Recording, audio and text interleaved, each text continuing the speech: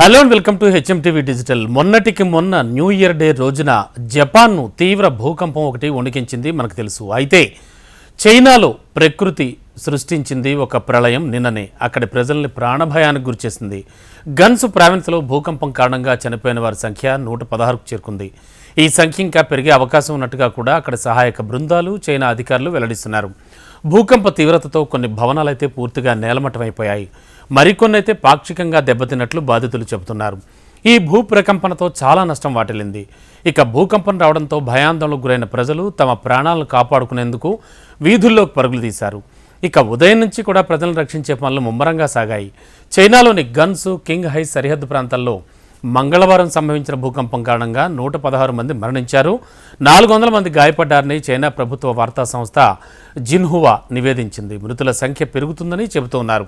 European Mediterranean seismological centre అంటే ఈఎంఎస్సి ఈ ప్రాంతంలో భూకంప తీవ్రతను 6.2గా అంచనా వేసింది. భూకంపం 35 కిలోమీటర్లు అంటే 21.75 మైళ్ల లోతులో ఉందని, దాని కేంద్రం చైనాలోని లాన్జౌకు పశ్చిమ నైరుతి దిశలో 102 కిలోమీటర్ల దూరంలో ఉందని ఈఎంఎస్సి తెలిపింది.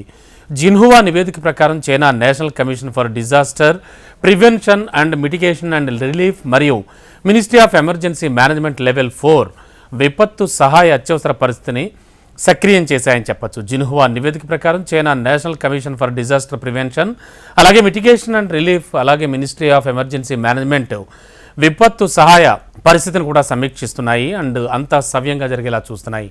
అలాగే విపత్తు ప్రభావాన్ని అంచనా వేయడానికి, అలాగే స్థానిక సహాయక చర్యలను నిర్వహించడానికి ప్రభావిత ప్రాంతాలకు టాస్క్ ఫోర్స్ను కూడా పంపినట్టు నివేదిక తెలిపింది. వాయువ్య చైనాలో రాత్రిపూట సంభవించినటువంటి శక్తివంతమైన భూకంపం కారణంగా ఇప్పటివరకు కనీసం 116 మంది మరణించారు. ఈ సంఖ్య మరింత పెరిగే అవకాశం ఉందని అధికారులు వెల్లడిస్తున్నారు.